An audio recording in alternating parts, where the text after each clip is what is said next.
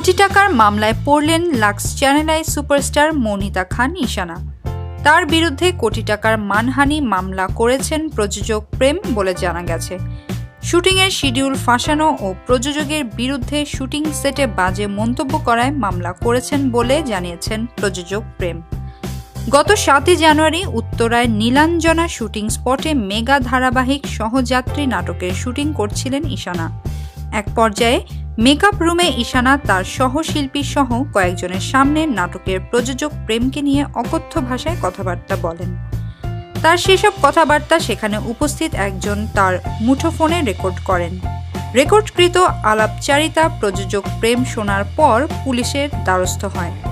এরপর পুলিশের এক কর্মকর্তা বিষয়টির সত্যতা যাচাইয়ে শুটিং স্পটে আসেন। পুলিশ এবং সাক্ষীদের সামনে ঈশানা প্রথমে বিষয়টি অস্বীকার করলেও পরে তিনি স্বীকার করতে বাধ্য হন যখন রেকর্ডকৃত কথা ঈশানাকে শোনানো হয়। এ সময়ে অভিনেত্রী ডলি জহুর, অভিনেত্রী প্রিয়া আমান সহ শুটিং সংশ্লিষ্ট কলাকুশলীরা উপস্থিত ছিলেন। এ ব্যাপারে প্রেম বলেন, বিষয়টি যখন সত্য প্রমাণিত হয় তখন পুলিশ ঈশানাকে থানায় নিয়ে যেতে চেয়েছে। অভিনয় শিল্পী ডলি জহুরের অনুরোধে পরে পুলিশ তাকে রেখে যান। এদিকে শুটিং শেষে ঈশানা তার নিজস্ব ফেসবুক ওয়ালে বিষয়টি নিয়ে একটি স্ট্যাটাস দেন। এতে প্রযোজককে ছোট করা হয়। এরপর প্রযোজক প্রেম সিএমএম আদালতে কোটি টাকার মানহানি মামলা করেন। এ বিষয়ে প্রেম বলেন, ঈশানা ফেসবুকে একটি স্ট্যাটাস দিয়েছেন।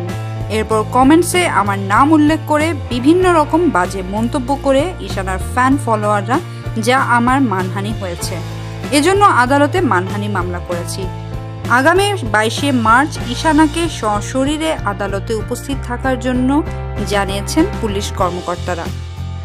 বিনোদন জগতের নিত্য নতুন খবরাখবর জানতে আমাদের চ্যানেলটি সাবস্ক্রাইব করুন। লাইক, কমেন্ট এবং শেয়ার দিতে ভুলবেন না।